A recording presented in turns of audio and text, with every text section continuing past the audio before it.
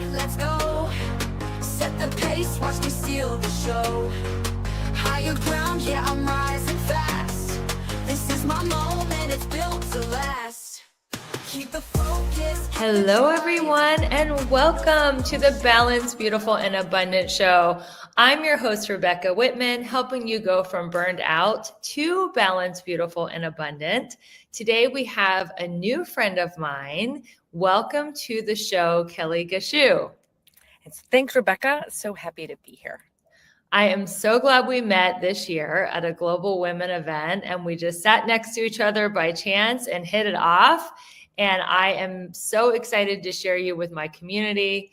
And I will tell my audience a little bit about your background, and I'm sure we'll go way more into your story. But Kelly is a former investment industry insider turned financial coach and founder of the Personal Finance Warrior.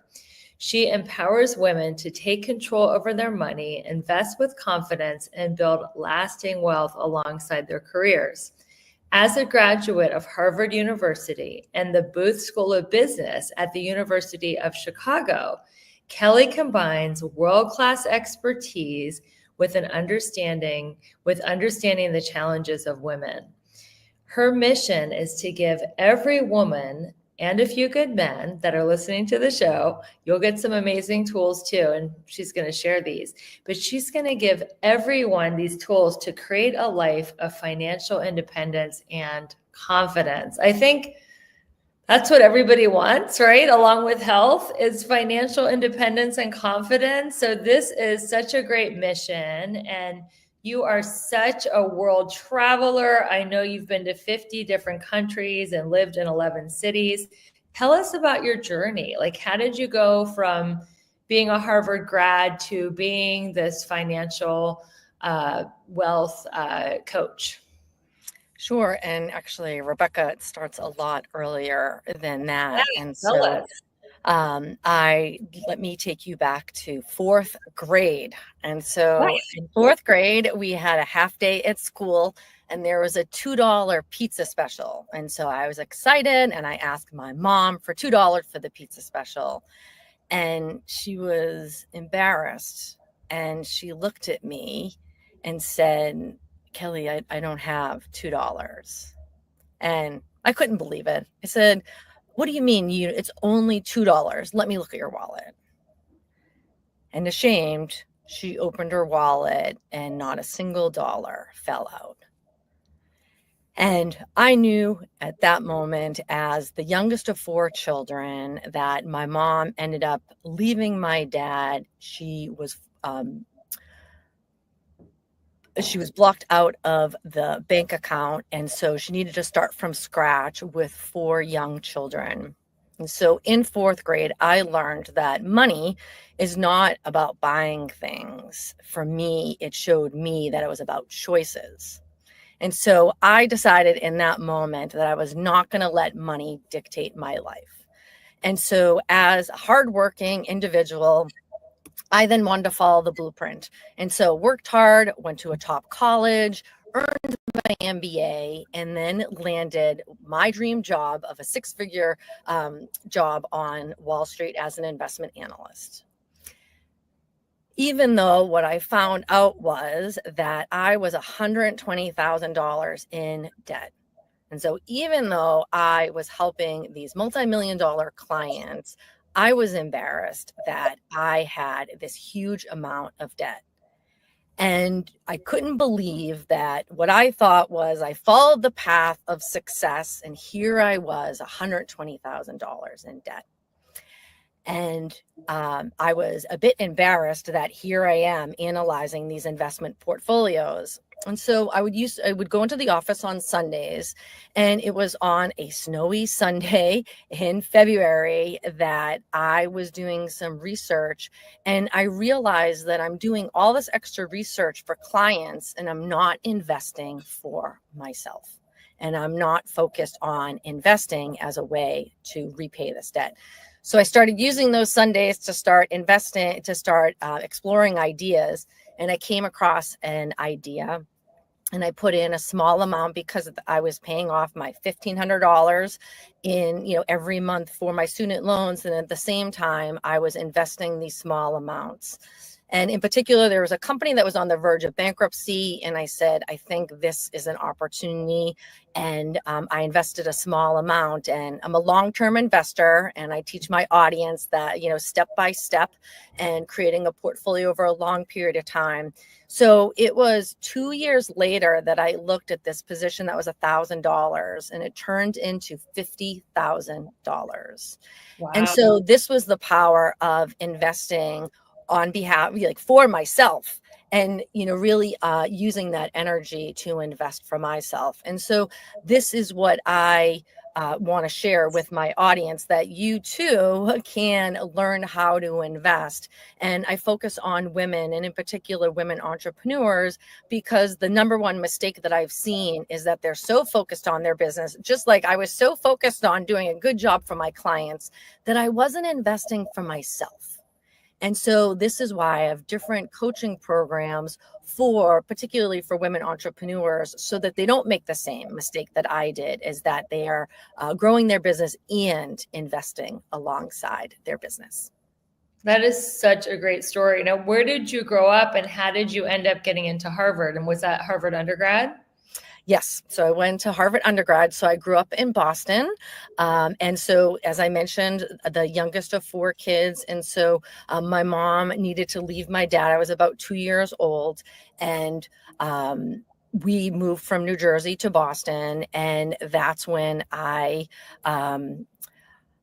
really understood. So my mom's story instilled in me the importance of financial independence. And even, the story from 4th grade instilled in me this scrappiness. And so I started working different jobs to avoid the situation of asking for money and there being an empty wallet. And so at 10 years old, I had a paper route and I would deliver the Boston Globe on my scooter in the neighborhood.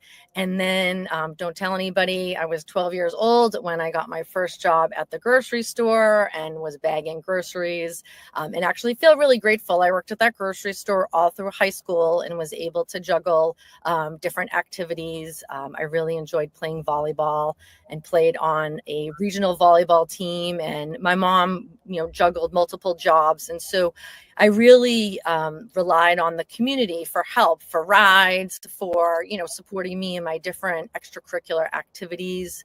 And just feel really lucky. I focused on school and working hard. And then I had this idea that I wanted to spend time in Asia. And so how did you get into Harvard? And that's where I ended up going to Harvard. So that was a global platform, so that I then could move to Asia. And before becoming a financial coach, I worked in Asia for 4 years, 3 years in Shanghai as an investment analyst, and then a year in Hong Kong as an investment analyst. Okay, that's all amazing. But did you go to Harvard undergrad in Boston, the city Yes. of Boston? Yeah, it's in Cambridge. Okay, in Cambridge, but you started in Asia and then transferred to Cambridge? How did it happen? Like with not having a lot of money growing up, how were you able to get into Harvard? Was it like financial aid? Did you work your way through college? Like because that's a very expensive, the most elite college. So how did that happen? So I actually received a scholarship. Incredible. An academic scholarship? If you're under a certain income threshold, then you qualify for a scholarship. Congratulations. And obviously you had the grades. So you have always been such a hard worker. And like you said, so plucky, so tenacious. And what do you think is something that women who are listening, maybe they're like you, maybe they have the tenacity and the pluckiness and they just can't seem to get that break. They can't seem to have enough money to invest.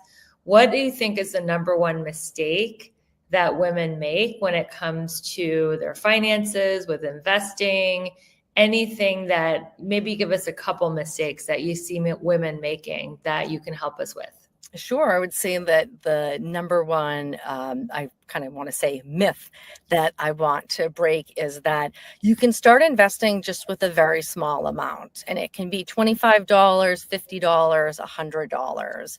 And I actually have a checklist. I call it my financial freedom checklist. And so for those out there, it'll be in the notes, but it's bit.ly wealth list. And so wealth list is the word. And on this checklist is some different steps. And one of the key steps is starting small and with these small amounts. So no matter where you are, that $25 or $50 can help you get started. And so that's where, so for those who there may be a 401k plan at work, that's also a place where you can start small. And then if you are an entrepreneur or you run your own business and need to set up your own account, you can do that through an IRA and or an investment account. But often people feel like they need this large sum of money. They need to wait for maybe I'll wait for my tax refund to make this investment. But the truth is you can start really small. And this checklist, like I wish I had this to start off with. And one of the key steps is that that you can automate this and that money can grow over time, including just that small amount. It can be that $25, $50 every month. And then by investing in that, it just becomes this repeatable process. So investing, you can learn it. It's a repeatable process and it's a long-term process. And so once you learn the steps, it can be a step-by-step investment process. And that's really the way to step on the path to financial freedom. And Rebecca, I'll just talk about some different examples of financial freedom. And so Rebecca, I think your audience knows that you have moved into this, gorgeous, beautiful new home. Yeah, look at that gorgeous chandelier. So as part of your goals of financial freedom, and Right. financial freedom means something different to everybody. So for audience members, I invite you to think about what does financial freedom mean to you? And what I like to encourage my audience members is when you are setting aside money, that I call it the financial freedom account, that you can tap into this account for what are your goals of financial freedom. And I'll share a story. I'll never forget the time in November 2023. My phone rang at 5 a.m. and it was my sister. Her voice was shaking and she said that her husband the night before had been hit by a car in a crosswalk and that he had a brain bleed and was in the trauma unit. So, of course, my heart was racing and my hands were shaking. And what I thought was, I want to fly out. So I was in Boston at the time. My sister was in LA. I want to fly out and I want to be with my sister.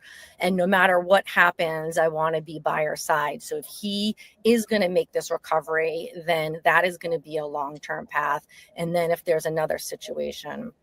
But I knew that I had this financial freedom account that was growing, that I had been investing in. This pool of money was growing alongside of me. So I didn't have to worry about like how much the plane ticket was. I didn't have to worry about if my company gave me enough time, like if I needed more than maybe like the 2 weeks that is standard, and that I could really just prioritize my family and being by my sister's side.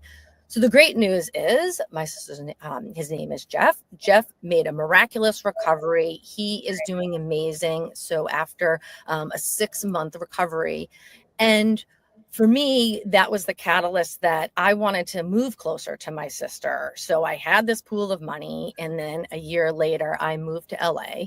We're going to stop you there. We're going to cut to a quick commercial break. When you come back, I want to find out what it's been like living in LA. And for the people who are just tuning in, this is Kelly Gushue. She is talking about financial planning, financial wealth, investing. We're talking long-term wealth with not a huge amount to invest. Anybody can start. She's going to tell you how to create your abundance, We're going to cut to a quick commercial break and we'll be back. Don't go anywhere. It's Rebecca with Balanced, Beautiful, and Abundant. I'm unstoppable, touch the sky. Don't look back, let's go. Set the pace, watch me steal the show. Higher ground, yeah, I'm rising fast. This is my moment, it's built. Welcome back, everyone. We are here with Kelly Gushue talking about financial abundance and wealth. Now, you just told us an amazing story of how you had, what did you call this special account? I call it the financial freedom account. I love it. Now, is this something that you do on your own? Is there an app that does it? Do you have open an extra checking account called the financial freedom account? We want to know, we heard on the last segment that you can invest $25 to $50 a month and slowly but surely build it up. But what are the mechanics of creating such an account?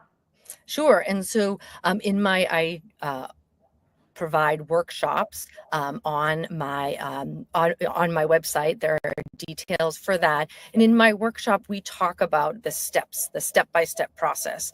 And so first, if you have a retirement account, and so then you want to invest in that retirement account, there's that tax benefit that goes along with it. If that is an IRA account, that can be your 401k plan, and then a Roth IRA if you're within an income threshold.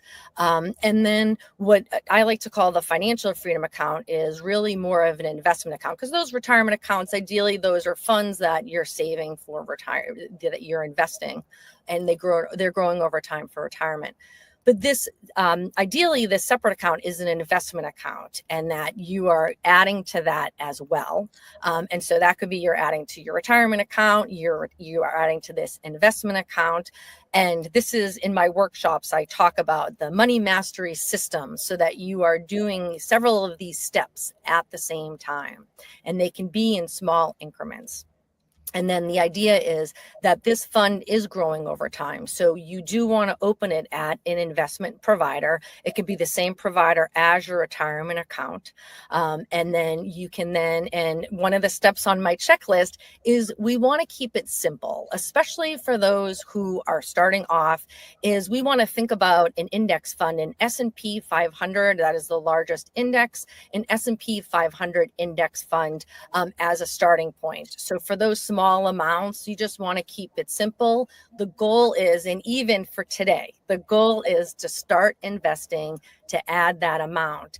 And for those out there, it might be opening that account. And so there are those big firms such as a Fidelity, a Schwab, a Vanguard. Those are one of the big firms that you can open one of these investment accounts and create that financial freedom account so that it's growing. And you can think about, what is your financial freedom goal? Is it like Rebecca, your dream house? I was telling that story that I then moved to LA. That I was talking about. So you and locations. We are like on totally opposite paths, because I moved to LA 24 years ago. Then I went back east to a more traditional life. And you've always been a global jet setter, but financial freedom looks different to both of us. Like you said, for me, it's my dream house. And for you, it's moving to LA. So I know you said in the last conversation you were moving there to be near your sister. Mm-hmm. But what is life like in LA, and how is financial freedom to you? Because in our first conversation, you didn't know I was in escrow for my house, and you're like, who wants a house and a husband? I want to be like a global, jet setter and footloose and fancy free and having fun. So let's talk about, it's a dual question. First, what is financial freedom for you? And what has life been like in LA since you got there? Sure. So my sister and her husband live in LA. So I wanted to be closer to family members. And then I also wanted to be close to the beach. So that's what my idea of financial freedom is. And so I go for a walk every day on the beach. I play beach volleyball. And so I wanted to be closer to a beach. So moving from Boston, where I only had a 3-month window to play beach volleyball, and for fun and recreational, what's fun is I've moved to LA, and people say, oh, do you play for, we have these advanced leagues in LA. And I just say, it's fun for me.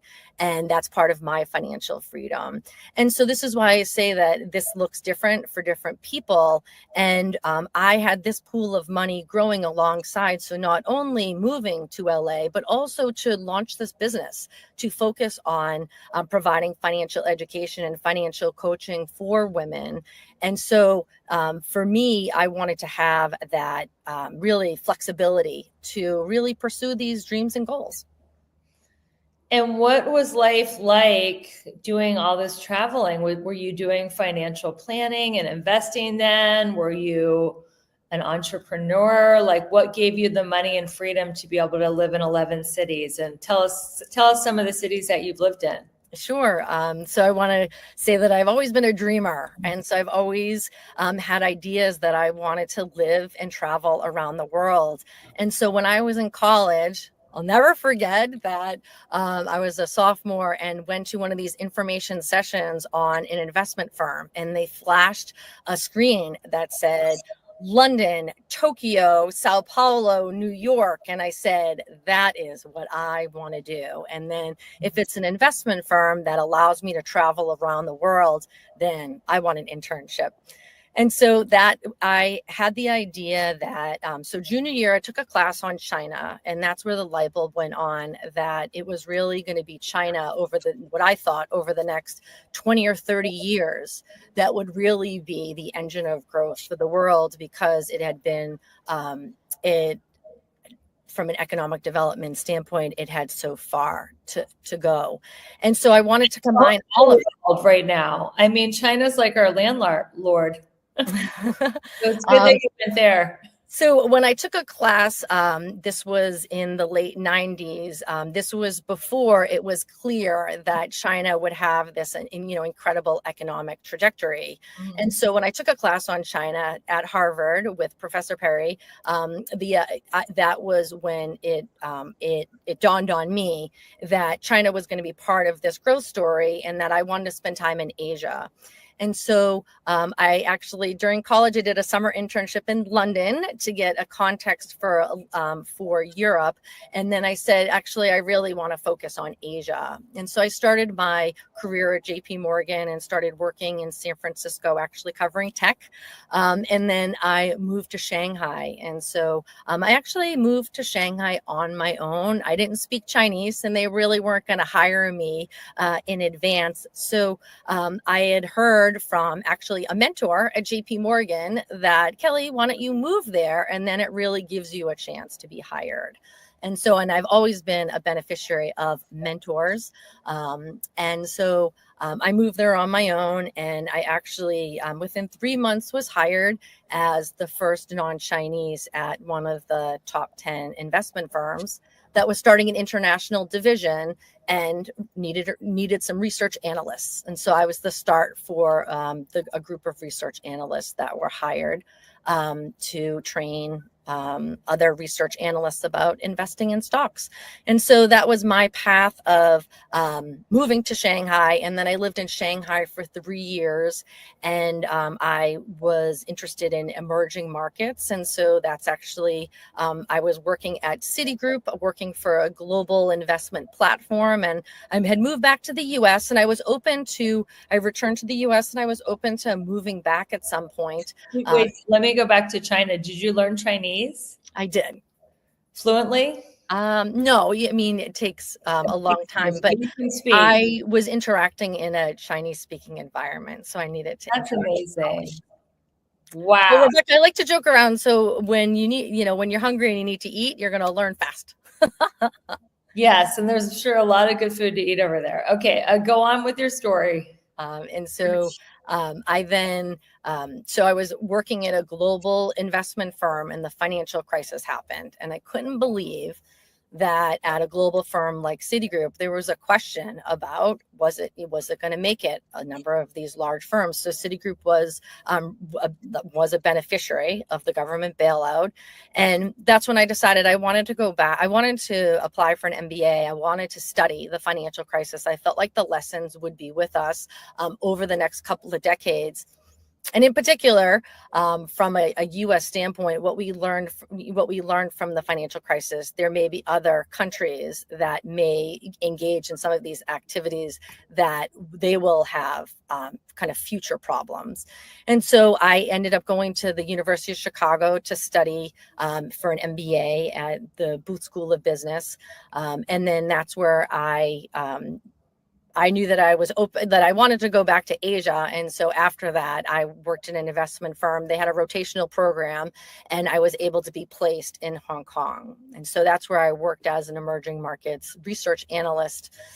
And then, unfortunately, they ended up restructuring the group, and then I was brought back to move back to Boston. And that's when the wheels started turning as an industry insider of, I was often the only woman in the room that are women really investing? And the statistic that a lot of people aren't really familiar with is that by 2030, so in 5 years, women will manage 65% of investable assets.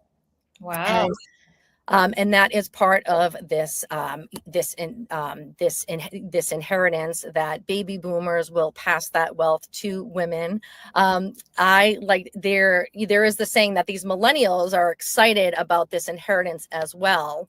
And I tend to say that we have a lot of women who are living well into their 90s, Ethel Kennedy as a recent reference. And so I think that's going to take longer. And the idea is with women is, are you on the sidelines, or are you investing? Are you going to be part of this this wave of women's financial power? And so I'm also an advocate for women to invest so that they are part of this wave. And that I thought as an industry insider that there wasn't as much education. And so I wanted to provide that financial education, financial coaching, so that this topic of investing was accessible, easy to understand, and that there really is a step-by-step process for things. And that's where in the resources that I provide, so on my website, just this checklist of these 5 steps, I really try to show that it can be this step-by-step method, because I often feel like, especially a lot of the media voices, it's like, make money fast, get rich quick. And this idea that it's intimidating, because it's like, I don't even believe most of the things I see on social media. You see people standing in front of a mansion, a yacht, a car, and it's like, oh, I just did 2 Facebook posts a week and made 100,000 last month. I mean, it is very intimidating. It's hard not to compare yourself. Like, why am I plugging away in my small businesses when someone else is doing 2 Facebook posts? They're like, I don't even have to have a consult call. I'm just making 100 grand a month. What do you think of all these social media influencers making wealth look so easy? I think that first, I like to say how many of them stand the test of time. So that's something. First is, how long have some of these voices been around?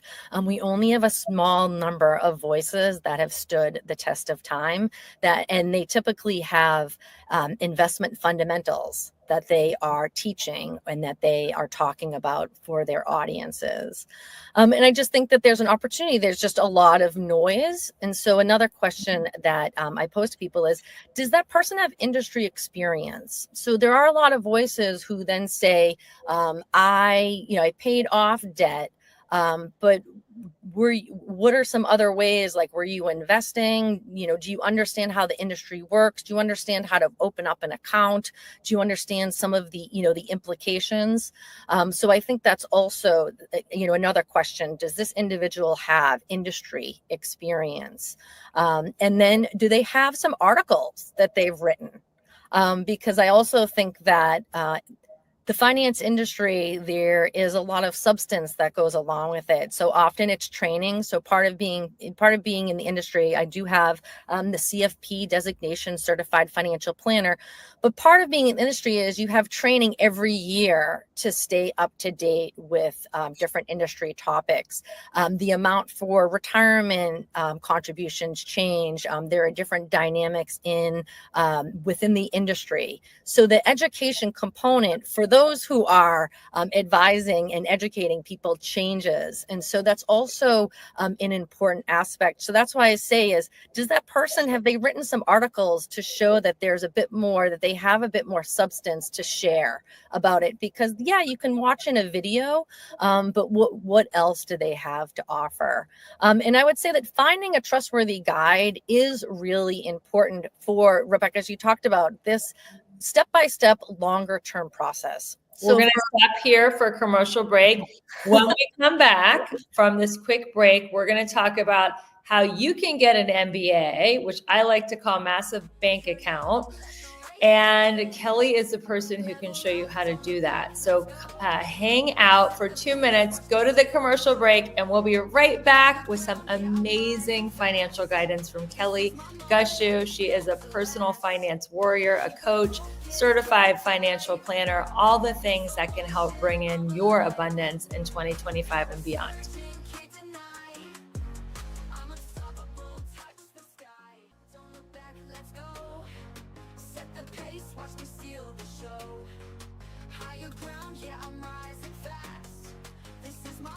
All right, everyone, welcome back. It's Rebecca Whitman, your host of the Balanced, Beautiful, and Abundant Show, interviewing Kelly Gushue on financial abundance. And we were just talking about how influencers are not always the person that you might want to go to get financial results. So, Kelly, tell us why women need to invest beyond their business to build wealth. And why is it so important for us to get out of our comfort zone? And also, if you want to just finish the thought that you were sharing before we cut to a commercial break, we can. Sure. I'll share a couple of client testimonials just for some examples of how some clients have done this in this step-by-step manner. And so one of the key mistakes that women make, and this can be for entrepreneurs who are running their own business and also could be for career women, that they believe that their day job or their business is going to create financial freedom, is going to create that wealth for them. And what the affluent people who have true financial abundance know, that it typically is through investing that they have grown their significant wealth. And this means investing in assets. And that's a jargon word. And so that either means through financial markets, through real estate, through assets that grow over time. And the good news is when you invest in them, they can grow alongside what you're doing. So what I like to emphasize is for those, you're focusing on your day job, you're focusing on your business, and I want you to invest alongside that, and not just in a retirement account. I want to go to the next level. I want you to have an investment account that you are adding money to that is invested and growing over time, because this is the account that creates that financial freedom, that extra amount. And how does one do that? I'm going to give a couple of client examples. So I'll share about Tanya, who I worked with in 2024, an entrepreneur, marketing consultant, doing outstanding work for her clients, had 2 to 3 clients traveling around the country.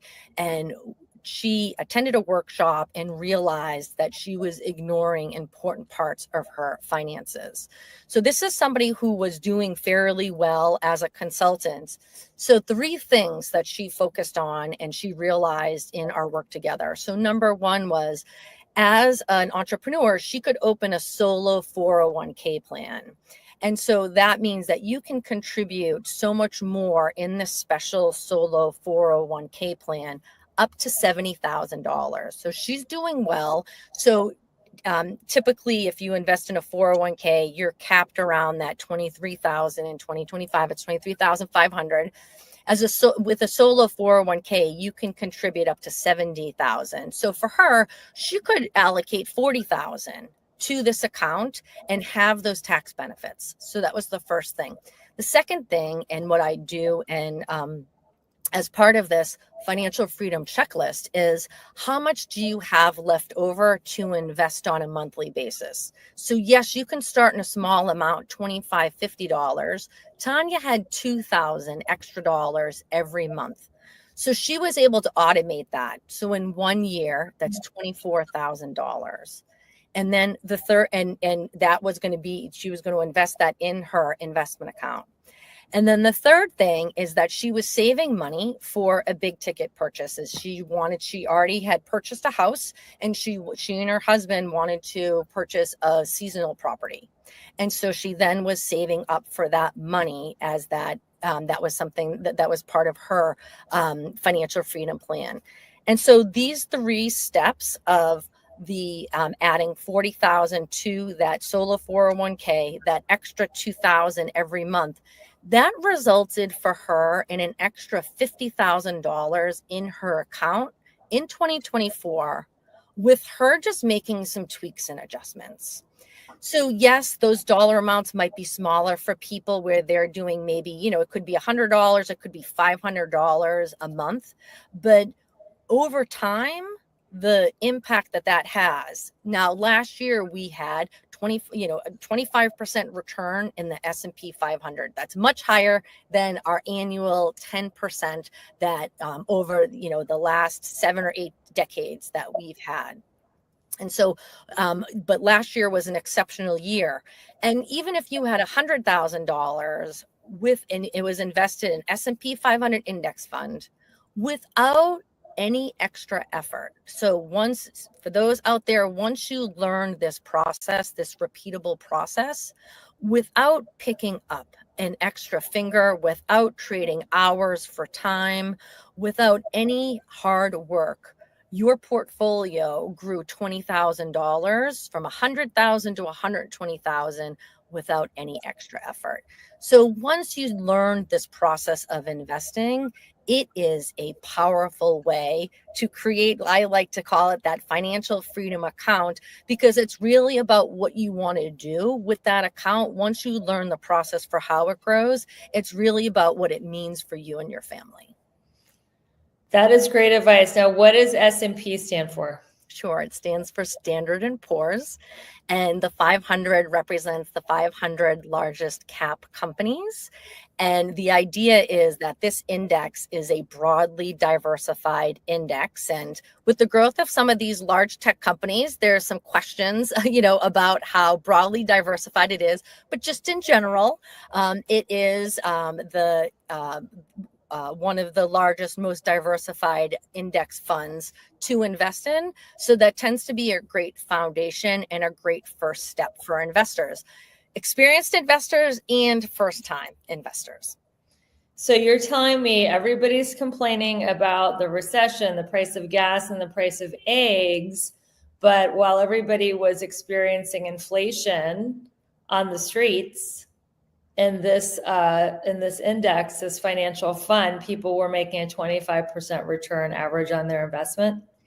And Rebecca, that's exactly why we want people to have this investment account. If it's $25, $50 each month that you're adding to it, so that your money can grow alongside the day job that you have.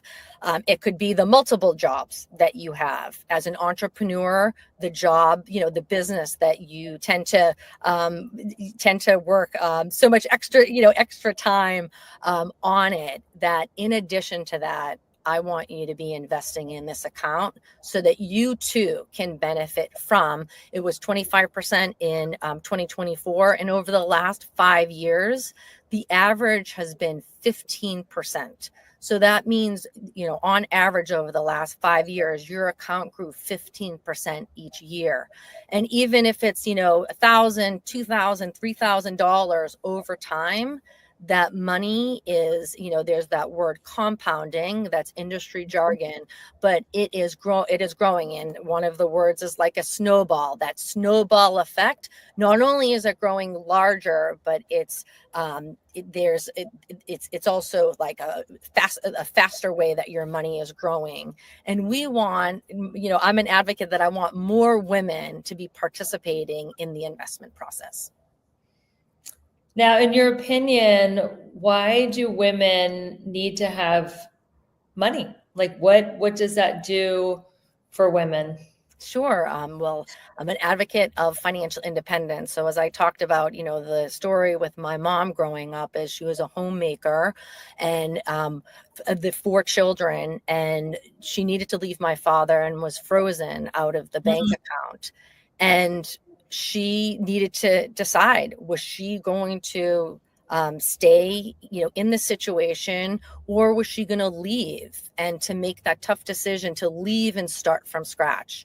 And so my mom, Marianne from the Bronx, made that tough decision. She said, I'm going to start from scratch. And even though she didn't go to college, that I'm going to start from scratch, and I am going to lean on my neighbors and lean on the community so that I can get my, feet on the ground and rebuild our life. And so my mom is the inspiration for financial independence.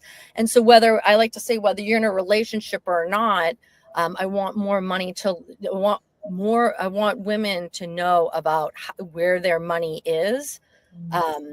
And even if you are in a relationship, as what I like to say is, some women come to me and they say, well, I manage the money in our account, in our relationship. And then I said, well, I want you to bring your spouse. I want both people to be knowledgeable about the money in their account, because it's about financial autonomy. Both people can be in a relationship together, but understanding about how the finances work. I know that we have tax time coming up. And what I like to tell people is to have that be a shared experience. Often it's one person who manages that process. The other person just kind of signs.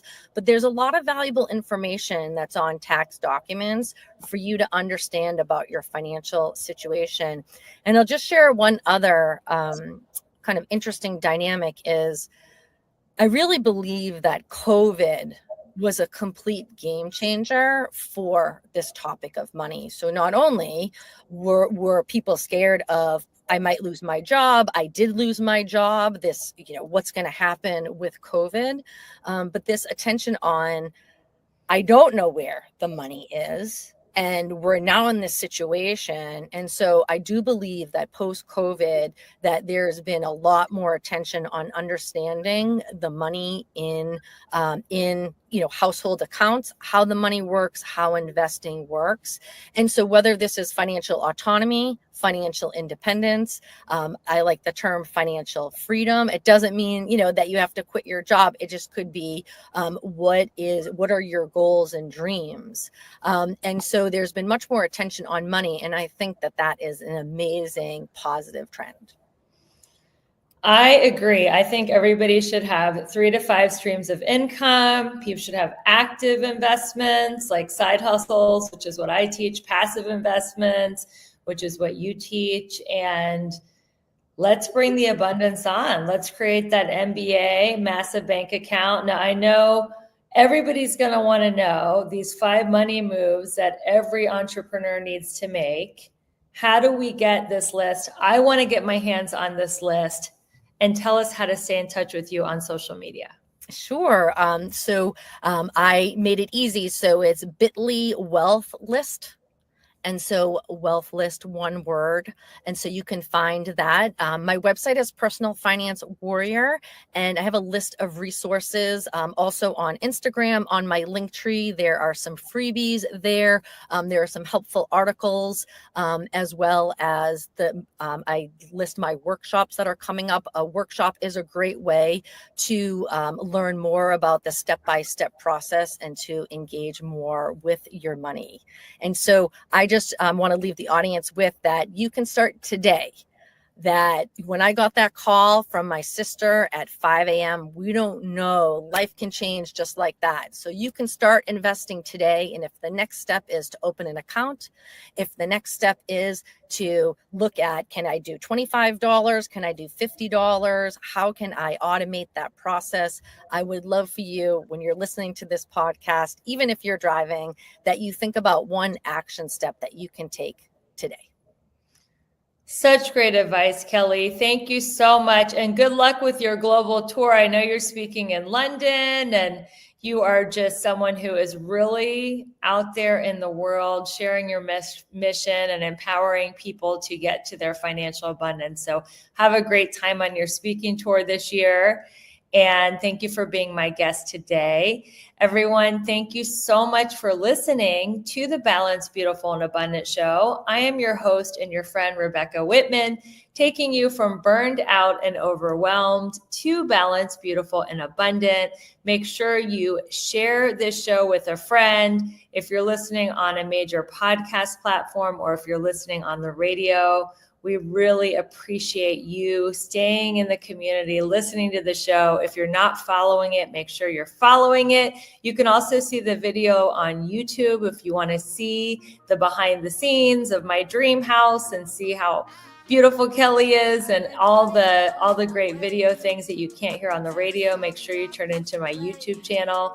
Everybody, thank you again for going on this journey with me. You do not have to be stressed and burned out to achieve success and happiness. You can do it balanced, beautiful, and abundant.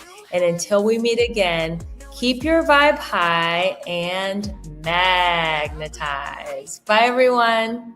Level up, don't look back, let's go. Set the pace, watch me steal the show.